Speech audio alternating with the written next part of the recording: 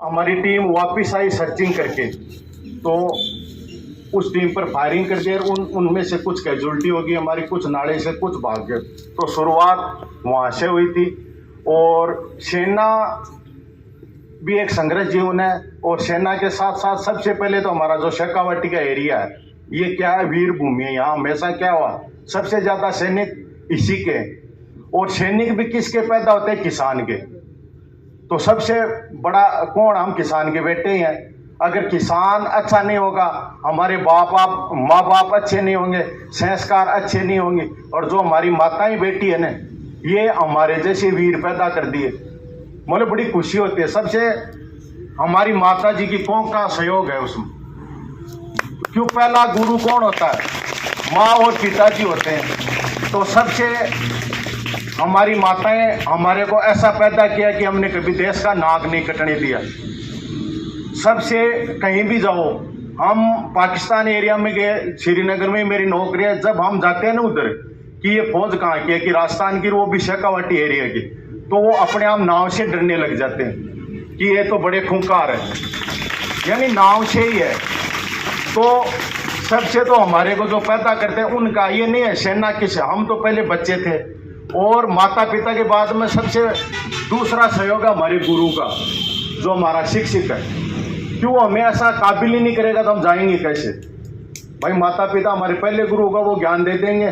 फिर क्या है, दूसरा नंबर हमारे जो शिक्षक हमारे को पढ़ाता है। शिक्षक क्या, वो चिराग है जो स्वयं जल के दूसरों को रोशनी प्रदान करती है ना, खुद का ज्ञान दूसरों को देना है ऐसे।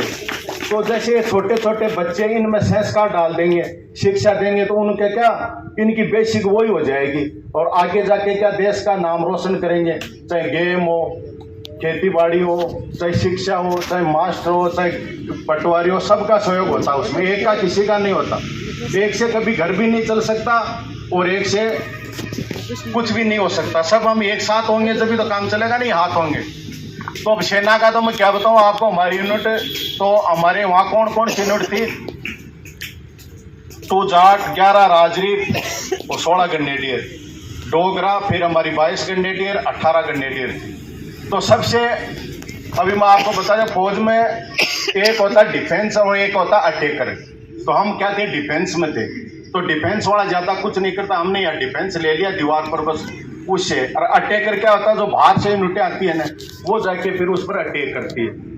तो लड़ाई का सीन ऐसा हो जाता है उस टाइम के, आदमी घर बार सब भूल जाता है भाई। फौज में या तो उस ड्रेस में कुछ होगा, मेरे को पता नहीं, हम भी भूल जाते हैं। फिर याद नहीं रहता कि बच्चे कितने हैं, माताएं कितनी, कस खाली आगे की रहती है कि इसको मारना और इस पर कब्जा करना। लेकिन मैं देखो राजनीति नहीं, लेकिन हमारी गवर्नमेंट की भी कुछ कमियां हैं। हम इतनी जमीन रोकते हैं, फिर उनको वापस दे देते हैं।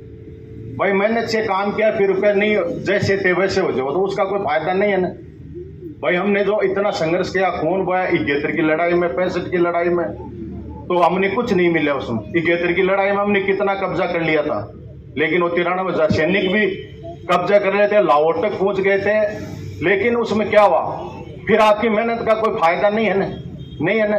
तो मैं ये बताऊंगा, जो ये बच्चे आज हमारे, आप भी देखो इंजीनियर भी बनोगे, कोई डॉक्टर बनेगा, है कि नहीं, कोई सैनिक बनेगा, कोई एयरफोर्स में जाएगा, तो सबका सहयोग, सब हम एक साथ लड़ेंगे। तो मैं अभी पेंशन आ गया था, तो मैं तो इतने दिन तो आ नहीं पाया, तो मैं पिछली बार भी आने के लिए सोचा, पर आज मैं पता करे कि ऐसे है हमारे। तो हम साथ, एकदम साथ रहे हुए हैं, साथ खाना पीना उठना, काफ़ी दिन हम साथ भी रहे। और बाकी देखो, पहला संस्कार होना जरूरी है ना। हमारा क्या आजकल शिक्षा के साथ साथ संस्कार बहुत कम हो रहे हैं। सबसे बड़ा संस्कार बड़ों का आदर करना। और तो मैं आपको क्या बताऊं, इन्हीं शब्दों के साथ विराम देता हूं। जय हिंद। बहुत बहुत धन्यवाद कैप्टन साहब, आपने यहाँ अपनी उपस्थिति दर्ज करके एक सच्ची श्रद्धांजलि शहीद गणपत सिंह ढाका को समर्पित की है। इसके लिए आपको बहुत बहुत धन्यवाद।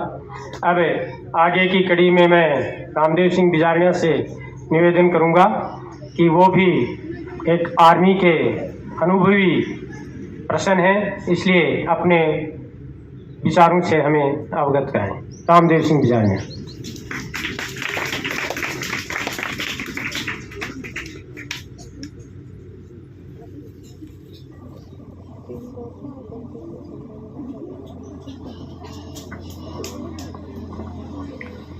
सबसे पहले मैं मेरे छोटे भाई गणपत सिंह को श्रद्धा सुमन अर्पित करता हूँ। सिल्वर जुबली पे उनको मेरी सोसाइटी की तरफ से, पूरे गांव की तरफ से, पूरे देश की तरफ से श्रद्धा सुमन अर्पित करता हूँ। मैं एक नारा लगाऊंगा, गणपत सिंह अमर रहे, आप कहोगे अमर रहे। गणपत सिंह अमर रहे, गणपत सिंह अमर रहे, गणपत सिंह अमर रहे। हमारे मंच पे हमारे स्कूल के प्रधानाचार्य, हमारे मुख्य अतिथि गांव के सरपंच, सूबेदार जाफर सिंह जी, हमारे आदरणीय मंच पे ईश्वर सिंह नेहरा, रामचंद्र जी नेहरा, बीरमाराम जी नेहरा, यूनिट से आए हुए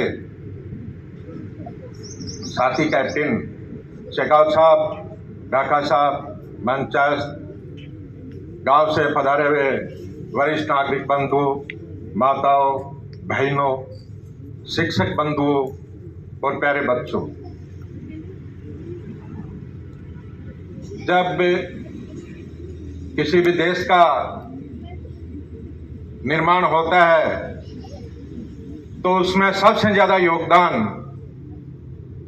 हमारे शिक्षक का होता है। इसलिए मैं सबसे पहले इस राष्ट्र का निर्माण में योगदान करने वालों के सम्मान में जोरदार तालियां, हमारी मैडम बैठी हैं,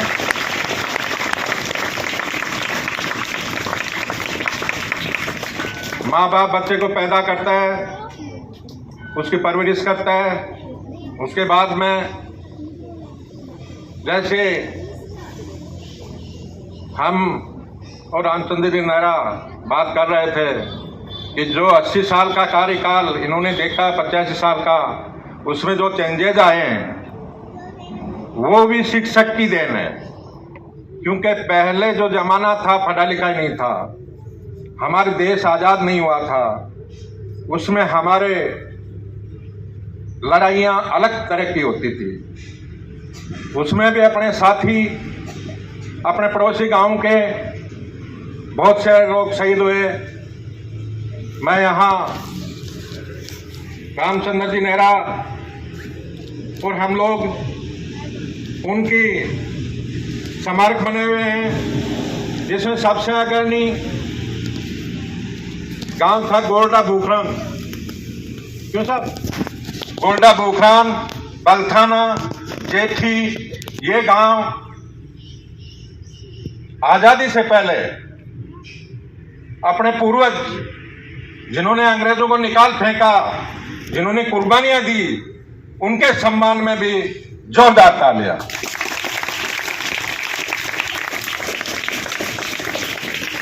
उस टाइम फरसे, तलवार, लाठियों से लड़ाइयां होती थी।